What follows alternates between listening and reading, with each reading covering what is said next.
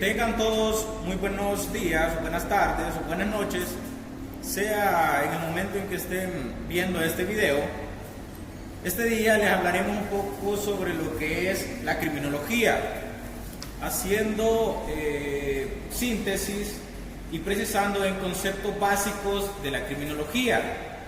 También la historia de esta misma, su evolución, precursores de la criminología y diferentes escuelas de pensamiento, perfiles delictuales, arquitectura del cerebro enfocada en lo que es la criminología y para finalizar la victimología. El primero de los conceptos que analizaremos es la criminalidad, que es el conjunto de todos los hechos antisociales cometidos contra la colectividad. Jurídicamente es el conjunto de infracciones de fuerte incidencia social cometidas contra el orden público. En sentido restringido, es el conjunto de infracciones y de infractores registrados en tiempo y espacios determinados. Ampliamente, conjunto de comportamientos divergentes en tiempo y espacio. Fenómenos de masas constituidos por el conjunto de infracciones que cometen en un tiempo y lugar dados. Representa la manifestación total de los fenómenos psicosociales que en un momento dado de la historia o un país son considerados como crímenes. También tenemos el concepto de delito, que es un comportamiento personal típico, antijurídico y culpable, merecedor o no de una pena.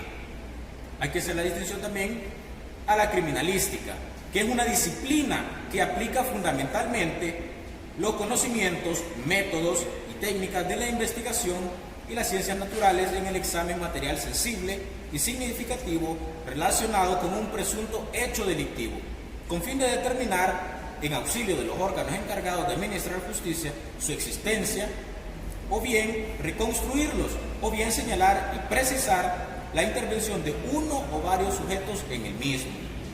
La criminología.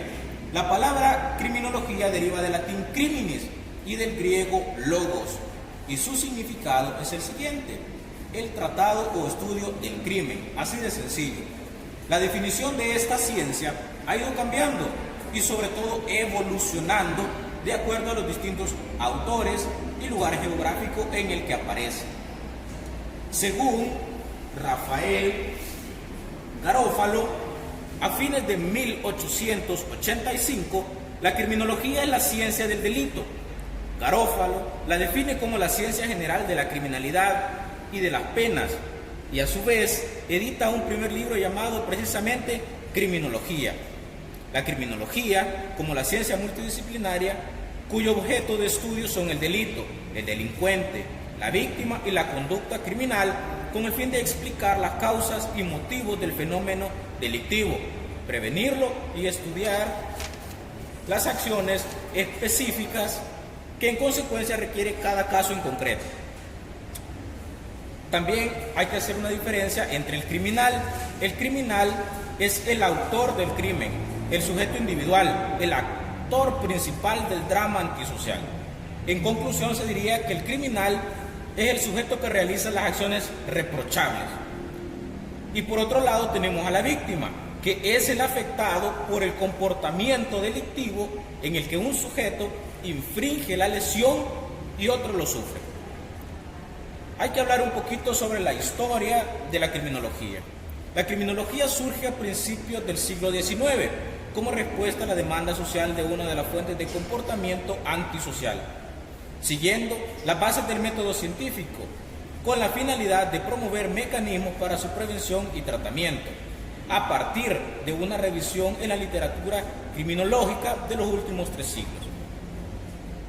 Se presenta también sintéticamente los desarrollos de las diferentes escuelas: la escuela clásica, la escuela cartográfica, la escuela positiva, la escuela de Chicago, las teorías de la asociación diferencial, teorías de la anomia y la atención, teorías del control, las corrientes críticas y las teorías de la oportunidad y las tendencias actuales. Algunas de estas se van a desarrollar más adelante en este video. Hay que hablar un poco sobre la evolución. los precursores de la criminología. Según Américo Arasme Medina, un reducido grupo de hombres de ciencia que durante gran parte de la Edad Media, la Edad Moderna y los albores de la Edad Contemporánea se les considera como precursores de la criminología. Entre estos hombres destacan el francés Montesquieu, que acá está, ¿quién era? También tenemos a Rousseau, también Voltaire, quienes forman parte de los filósofos enciclopedistas. El italiano también César Bonesana, el marqués de Beccaria, y los ingleses Jeremías Bentham y John Howard. La nominación de los verdaderos fundadores de la criminología, aparte de las concepciones básicas, las cuales fueron sustentadas en el delito y en el delincuente por todos los juristas que siguieron concepciones del marqués de Beccaria, que dio origen a una escuela llamada escuela clásica, la cual fundamentaba la responsabilidad penal del delincuente en su libre albedrío. Además, en Italia hicieron aparición otras dos escuelas, denominadas positivistas, una llamada escuela antropológica y la otra escuela sociológica, cuyos fundadores fueron César Lombroso, Enrico Ferri y Rafael Garofalo, como lo tenemos acá. La criminología es la ciencia que estudia la delincuencia para investigar sus causas, su génesis, o sea, su inicio, su proceso y sus consecuencias. Rafael Garofalo, a fines de 1885, se refiere a la criminología como la ciencia del delito y edita su primer libro llamado precisamente Criminología, como lo dijimos anteriormente. Definió la criminología como la ciencia general de la criminalidad y de las penas. Von List y Metzger la definen como la ciencia que tiene por objeto la indagación de la etiología criminal.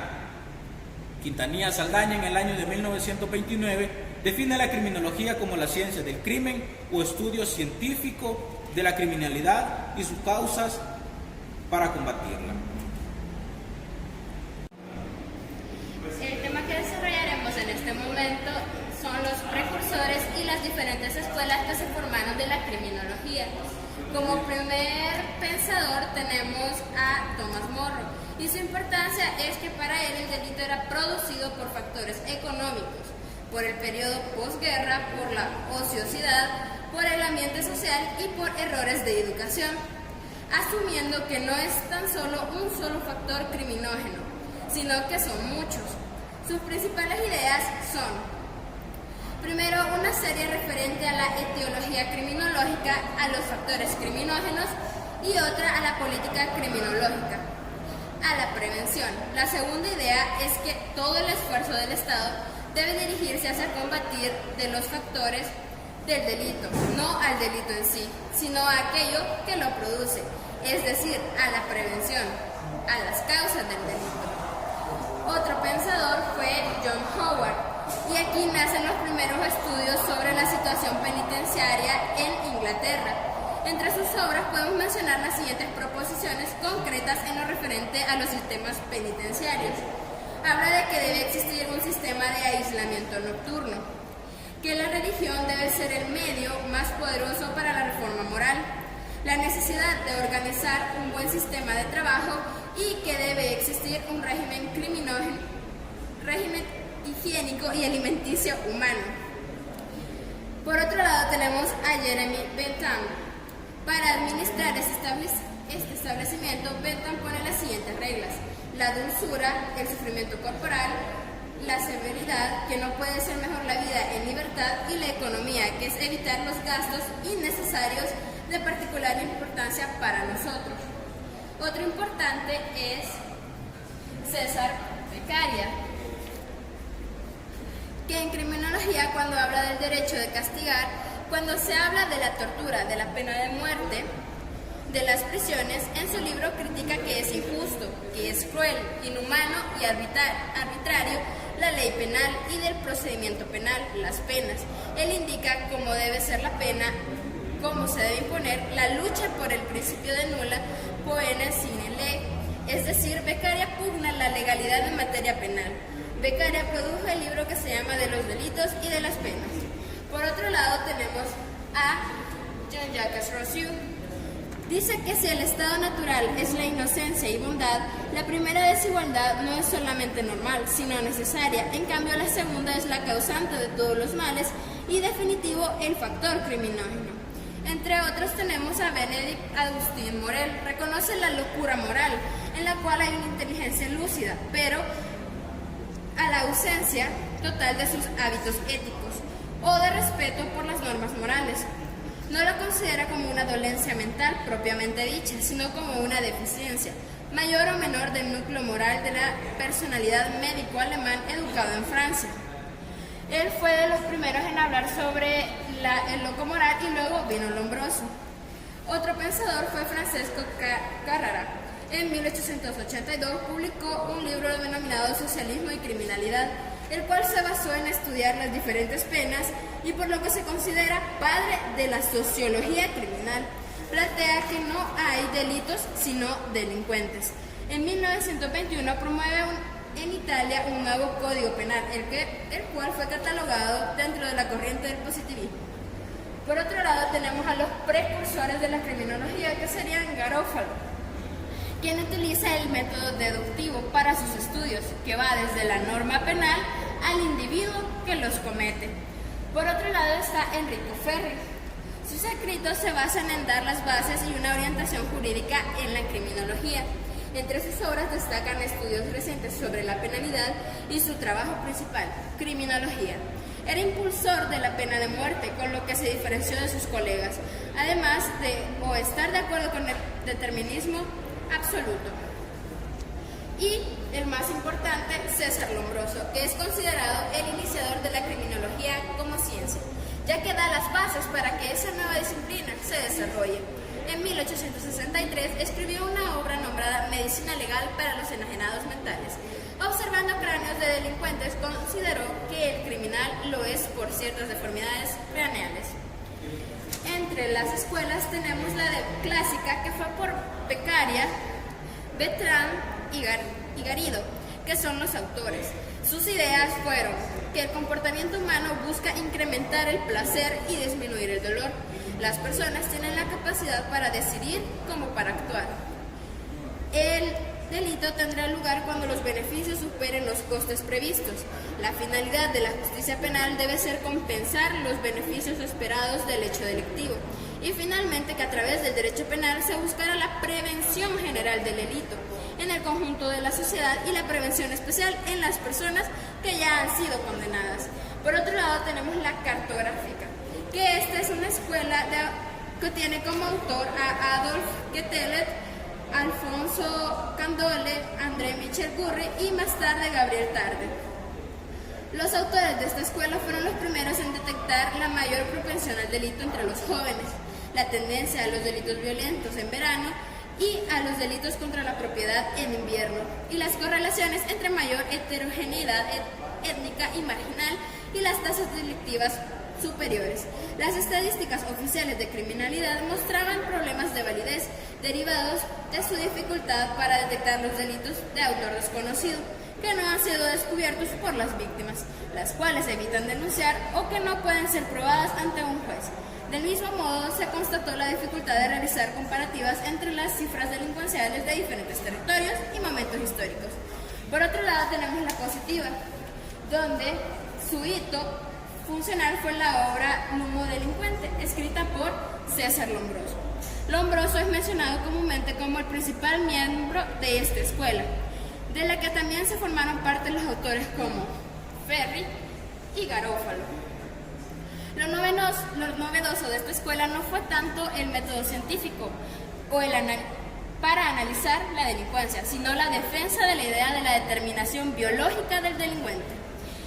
Lombroso, en su libro, plasmó las primeras teorías sobre la base biológica del delincuente, disertando como desarrollos embrionarios y procesos evolutivos incompletos que podrían derivar criminales atávicos. Posteriormente, Garofalo defendió que el origen del comportamiento antisocial se encontraba en las deficiencias psíquicas, morales y de carácter hereditario, secundando la tradición lombrosiana, aunque partiendo de una visión más humanista y preocupada por los derechos individuales. Por su parte, Ferri aceptó sin matices que la criminalidad no podía ser estudiada determinísticamente a partir de los elementos biológicos, introduciendo factores ambientales, sociales, económicos y políticos a la etiología del delito, considerando que la desviación debería ser estudiada tanto por la dimensión individual como social. Ferri apuntó que dicha determinación biológica propuesta por Lombroso solamente tiene efecto cuando constituye con otros elementos criminógenos de carácter físico, la temperatura, el clima, la hora, y otros de carácter social, educación, familia, hábitos de consumo y la economía. Finalmente, la última escuela sería la de Chicago, que sus principales autores son estadounidenses y es Robert Ezra Park, Ernest Burns, Clifford Shaw y Henry McClay.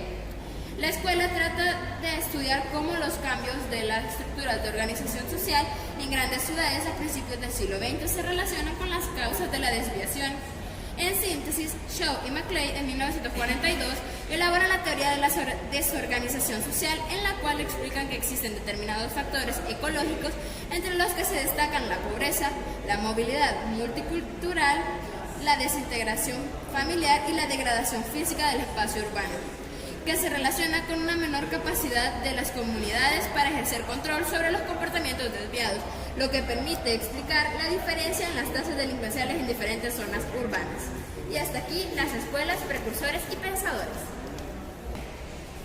Bien, para continuar vamos a hablar sobre lo que es los perfiles delictuales. Según Lombroso, la clasificación que Lombroso hace, tenemos como primer delincuente el delincuente nato, que cuenta con unas características que son menor capacidad craneana, mayor diámetro visigomático, gran capacidad orbitaria, escaso desarrollo de las partes anteriores y frontales, gran desarrollo facial y maxilar, abultamiento del occipucio, desarrollo de los parietales y temporales, frente hundida, muy imprevisible, insensibilidad moral y falta de remordimientos y gran impulsividad. El siguiente que Lombroso clasifica es el delincuente locomoral. Dice, el cráneo de estos sujetos tiene una capacidad igual o superior a la normal y no presenta diferencias en los cráneos normales. En algunos casos se han encontrado los caracteres comunes de hombre criminal, mandíbula voluminosa, asimétrica facial, etc. No usan tatuajes ya que saben que por ellos pueden identificarlos. Son personas antipáticas, poco sociables, son personas bastante excitables y crueles, tienden a ser perezosos en el trabajo, de peso de igual o mayor a la normal. El siguiente que Lombroso clasifica es el delincuente epiléptico, que son muy violentos, destructivos, tendencias al suicidio, cambios de humor, amnesia, vanidad y el uso generalmente de armas blancas para cometer los delitos. El siguiente delincuente es el delincuente loco. Este autor diferencia entre delincuentes locos y los locos delincuentes, que serían los enfermos mentales. Es una subdivisión que Lombroso tiene, que son alcohólicos. Una característica de estos delincuentes es que tienen extraña empatía e indiferencia y son muy tentativos a la violencia. El delincuente histérico, más común en mujeres, que son bipolares, con egocentrismo social, intelectual y afectivo, son mentirosos y se idolatran a ellos mismos. El delincuente matoide son altruistas, éticos, ordenados, trabajadores, describen de forma impulsiva, delirio de persecución. Como siguiente delincuente, Lombroso lo clasifica un delincuente pasional, poco frecuente entre los delitos de sangre. La edad promedio de estos delincuentes es entre 20 y 30 años. El sexo, el 36% de mujeres, es el cuádruple de los demás delitos. Tiene un cráneo sin datos patológicos, conmoción después del delito, suicidio o tentativa de este inmediatamente después del delito y tienden a confesar su delito luego de cometerlo. El autor diferencia dentro de este grupo a tres tipos: el duelo, el antifático y el de pasión política. Y para finalizar, el delincuente ocasional. A estos delincuentes ocasionales Lombroso los divide en tres: el pseudocriminal, los criminaloides y el delincuente habitual. Son personas que cometen delitos involuntarios sin causar daño, ya que en realidad son delitos menores, como pueden ser autores de incendios, hurtos, heridos, duelos, defensas de honor, etc. y también de falsedad.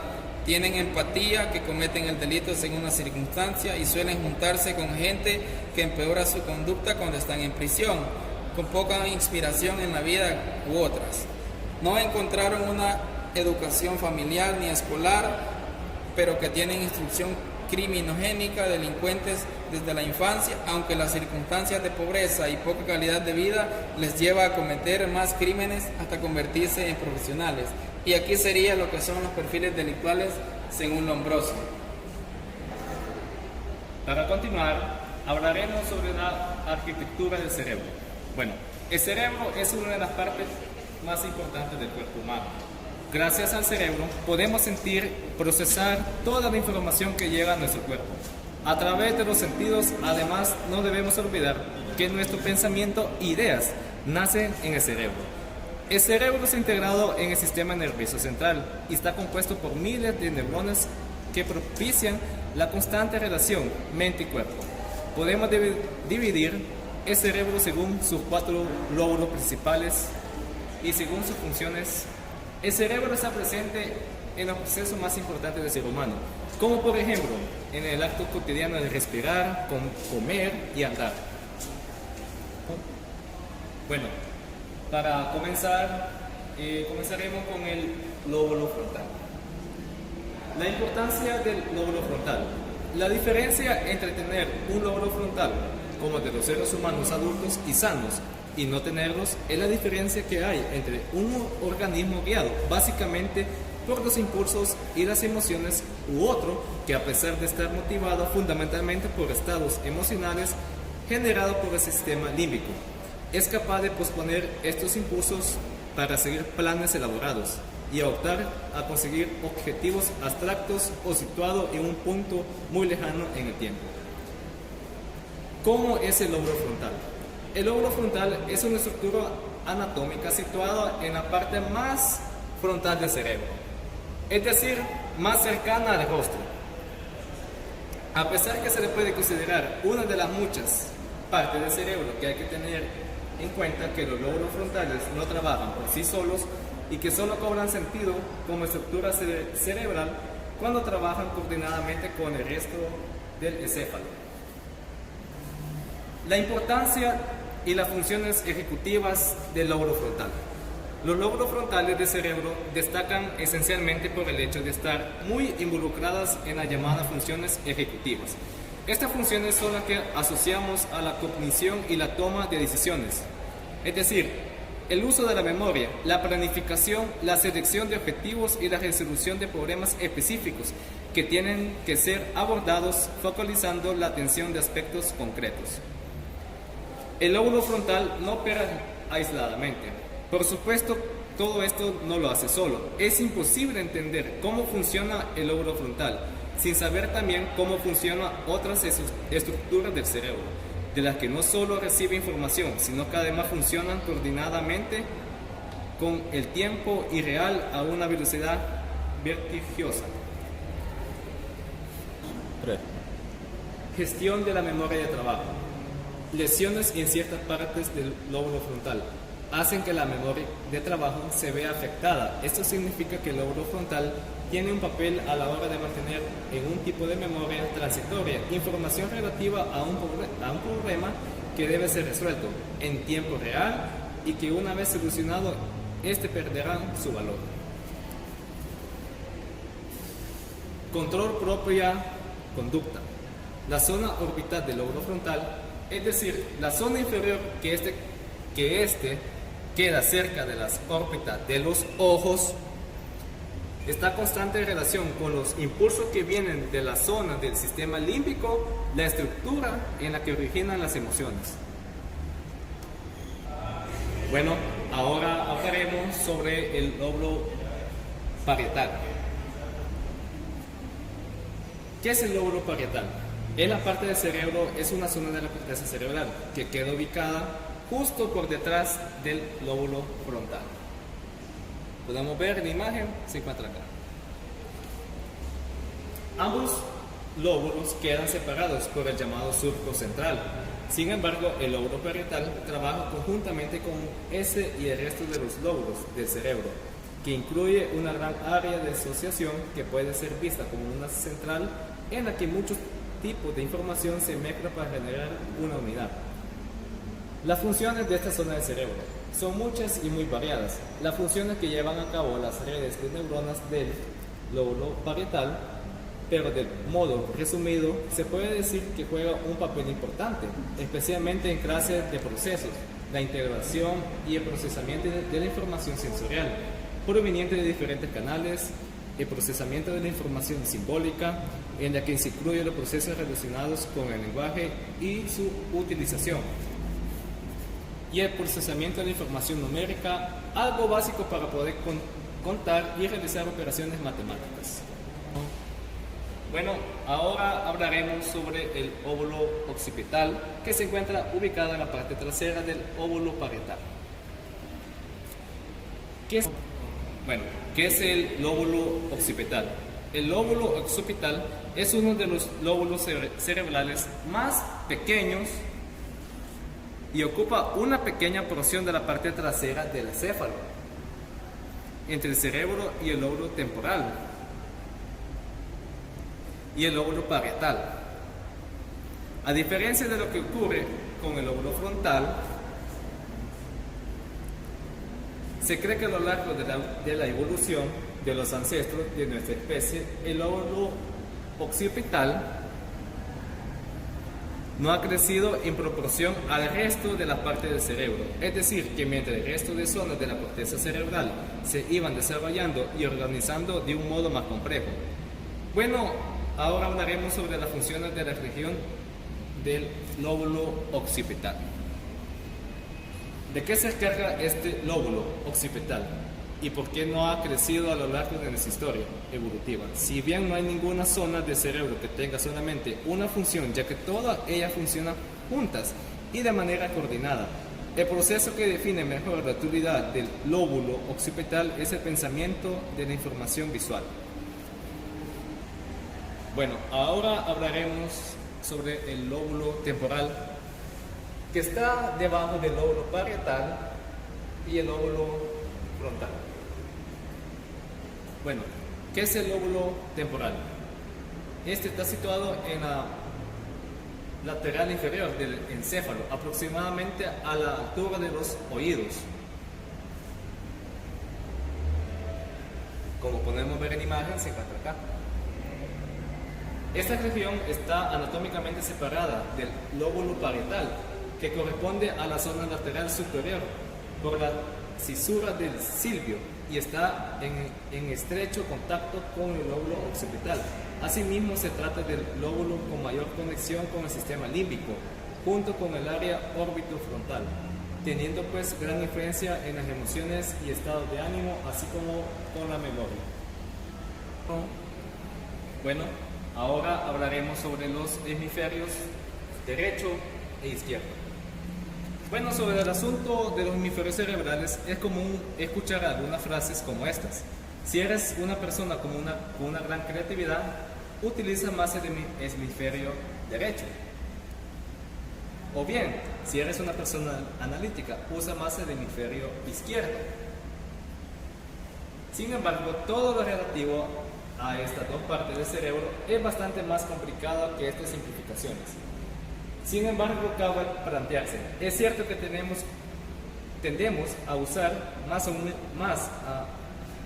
hemisferio que otro. Es precisa esta concepción de que cada hemisferio desempeña unas funciones diferenciadas. Para responder a estas cuestiones hay que saber qué son los hemisferios cerebrales, aunque sea a partir de una definición básica. Los hemisferios cerebrales son las dos estructuras en las que se divide el cerebro, como podemos verlo, y están separadas entre sí por la fisura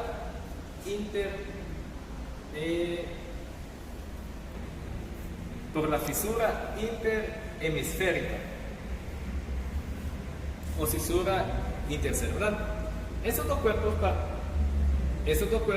pertenecientes al sistema nervioso central son muy parecidos entre sí y prácticamente son simétricos entre ellos, si bien hay alguna diferencia en sus proporciones y en algunas pliegues. Por otro lado, los hemisferios del cerebro están conectados entre sí.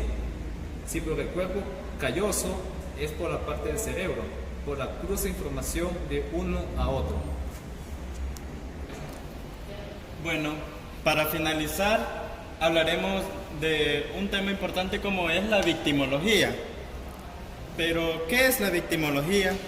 La victimología es el estudio de la victimización, es decir, los efectos que se producen en una persona cuando es víctima de cualquier tipo de ataque o delito. Es decir, cómo responderá la persona en el caso en el que él es el sujeto pasivo en un delito. Como origen de la victimología, tenemos que saber de que es considerada como una rama de la criminología, por lo que su historia siempre ha estado muy ligada a la de esta disciplina. Se trata de la ciencia que estudia la relación entre la víctima y el agresor, mediante el examen de las causas del problema y la naturaleza de las consecuencias para el agredido. En este apartado estudiaremos cómo la victimología se convierte en un campo de estudio separado a la criminología. También desarrollaremos un poco de...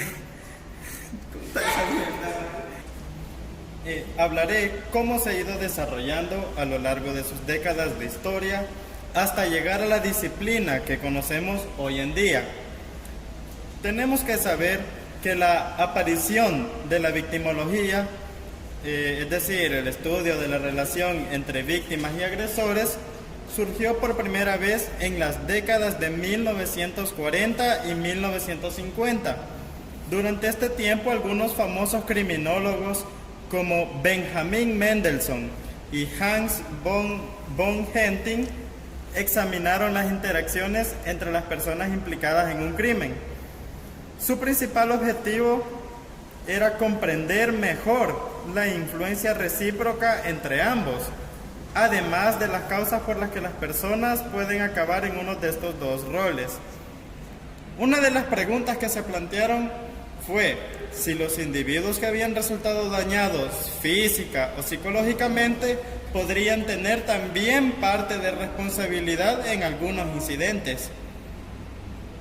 Estos criminólogos argumentaban que en algunas ocasiones las víctimas podrían compartir parte de la culpa con los agresores. Varios de sus ejemplos fueron muy controvertidos para la época, pero sirvieron para que el sistema judicial se replanteara en cierta medida su enfoque. Su objetivo no era echarle toda la culpa a las víctimas, por el contrario, estos criminólogos querían estudiar qué conductas podían llevar más fácilmente a la aparición de estos actos delictivos. De esta manera esperaban poder evitarlas para reducir la incidencia de los mismos. Así fue como surgió en primer plano lo que es la victimología. Luego pasó a una segunda etapa. Esta disciplina se centró en un principio en estudiar la responsabilidad de las víctimas. A partir de los 70s dio un giro de 180 grados y comenzó a investigar las maneras de prevenir la victimización de las personas. También se empezó a estudiar cómo mejorar la experiencia de las mismas en el sistema legal, además de formas para que su recuperación psicológica fuera más rápida. Así, a partir de este momento, la victimología empezó a beber de otras disciplinas, como la psicología, la sociología, el trabajo social, el derecho, las ciencias políticas e incluso la economía. El trabajo de todos estos profesionales enriquece el de los victimólogos. Estos últimos estudian qué tipo de ayuda precisa cada víctima para favorecer su pronta recuperación, tanto mental como física y económica. En esta segunda etapa, los crímenes a los que más atención se les ha prestado desde esta disciplina son al asesinato, las violaciones, el abuso a menores, la violencia en las parejas y los secuestros. Sin embargo, también se han estudiado otras incidencias que involucran a personas especialmente desfavorecidas, como las minorías o las personas con algún tipo de discapacidad. El objeto de estudio de la victimología ha ido variando a lo largo del tiempo, según se iba desarrollando la disciplina. Se adaptaba al nuevo conocimiento que iba adquiriendo. A continuación, mencionaré algunos de cuáles fueron las más importantes desde su creación hasta la actualidad. La responsabilidad de las víctimas. Como se ha mencionado anteriormente, uno de los primeros temas en los que se centró esta ciencia fue que acciones particulares de las víctimas les pueden llevar a sufrir una agresión. Así, la idea era que fuera más sencillo prevenir situaciones similares en el futuro, para evitar todos los costes humanos y económicos que estos incidentes conllevan. Otro de los objetos de estudio de la criminología fue la relación completa entre el agresor y la víctima. Pero ¿en qué contexto? En el contexto en que se producían las agresiones y cuáles eran las relaciones entre las dos partes implicadas. ¿El agresor era un completo desconocido? ¿O por el contrario, se trataba de alguien cercano como un amigo o un familiar? También se trataba de identificar las situaciones más comunes en las que se producían algunos tipos de agresiones. De nuevo, la intención era recopilar datos que permitieran evitar este tipo de situaciones en el futuro. Otro de los objetos de estudio fue el riesgo de victimización. En los tiempos actuales, la victimología ha comenzado a centrarse en estudiar qué grupos sociales son más proclives a sufrir cualquier tipo de agresión.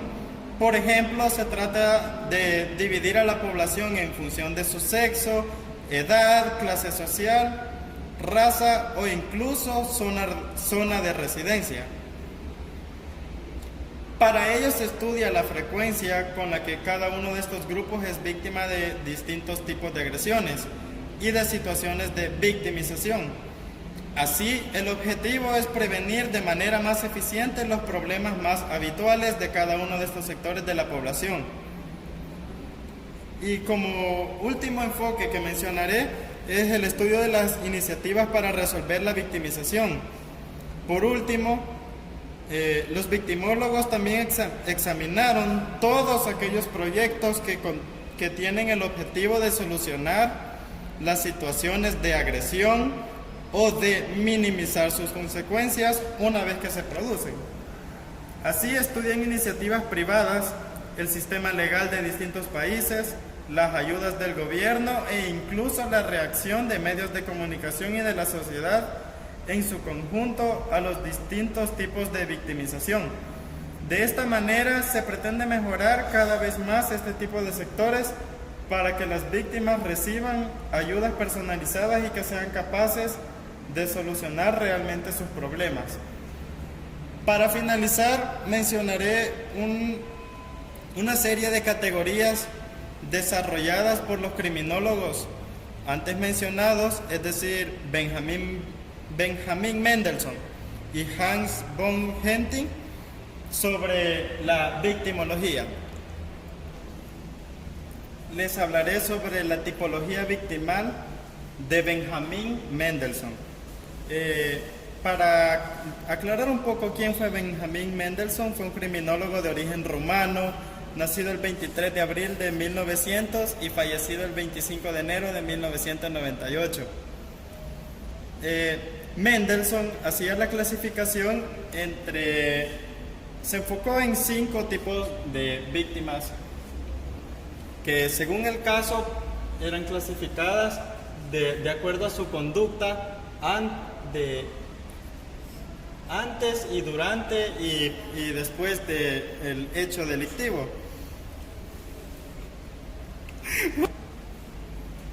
La primera de de sus clasificaciones era la víctima, como él lo tituló, víctima totalmente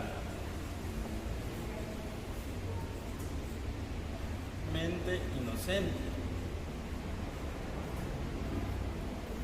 Esta víctima es la que no ha tenido ninguna culpa del suceso o hecho y nada ha aportado para desencadenar la situación en la que se vio involucrada. Es decir, esta víctima no tiene ningún conocimiento de lo que lastimosamente le iba a pasar. Es decir, el hecho delictivo no contribuye en nada, ni su actitud, ni su conocimiento, ni su actuar. La siguiente de las clasificaciones, según Mendelssohn, es la víctima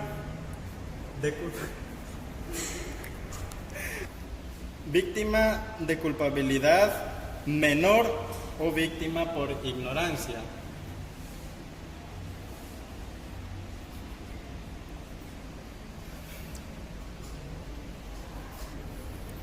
Víctima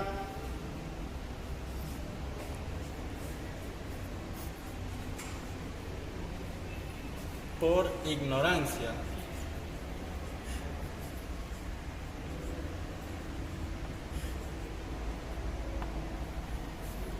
Esta víctima desencadena el hecho por un impulso no voluntario y tiene cierto grado de culpa en su propia victimización.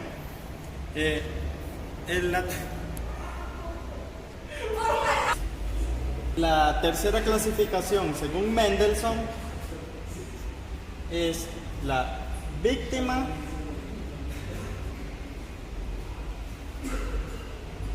tan culpable como el infractor o víctima voluntaria.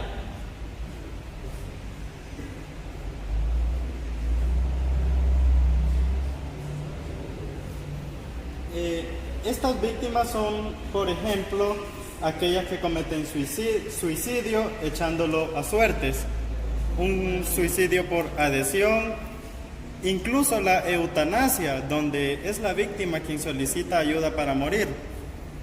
Y otro ejemplo sería las parejas que pactan un suicidio. La cuarta clasificación de las víctimas, según Mendelssohn, es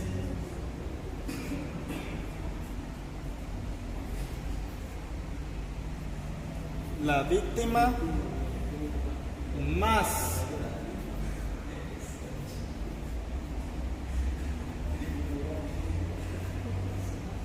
culpable que el infractor. Esta víctima tiene dos clasificaciones dentro de su clasificación, que es víctima provocadora, que pudiera ser, que es la víctima que atrae por su propia conducta. Aquel delincuente que comete el ilícito penal, la conducta realizada por la víctima crea y favorece la conclusión final del hecho. Y puede ser también la otra clasificación dentro de la víctima más culpable, es la víctima por imprudencia. Es decir, que desencadena el hecho por falta de autocontrol. Y la quinta clasificación de las víctimas, según Mendelssohn, es la víctima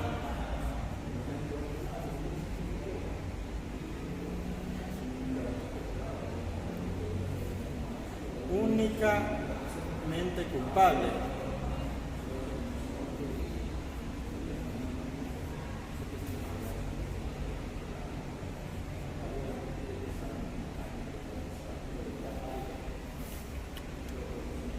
La víctima únicamente culpable tiene subdivisiones dentro de la categoría, que pudieran ser son las víctimas infractoras. En este caso, el agresor se convierte en víctima. Aquí el autor se refiere a la legítima defensa, en la que el sujeto realiza un ilícito penal, pero para defenderse. Otra de las de las subdivisiones de la víctima únicamente culpable es la víctima simuladora. Estas víctimas son las que tienen algún tipo de interés, ya sea propio o ajeno. Un ejemplo podría ser el de aquella persona que pretende cobrar un seguro haciéndose pasar por víctima de una situación catastrófica que en realidad no vivió. Otra de las subclasificaciones de la víctima únicamente culpable es la víctima imaginaria. Son aquellas personas que debido a factores de naturaleza psicosocial van a creerse víctimas de un delito del que en realidad no lo son. Un ejemplo de este tipo de víctimas imaginarias podemos decir que son las personas que presentan enfermedades mentales. Por ejemplo, individuos con cuadros de paranoia, histriónicos, etc. Bueno, este es una mención general de los tipos de víctimas según Mendelssohn. Podemos profundizar mucho más quedan invitados a profundizar mucho más en el tema para poder conocer en qué consiste y cómo ayuda esta rama de la criminología, la victimología, a conocer cómo funciona el acto delictivo.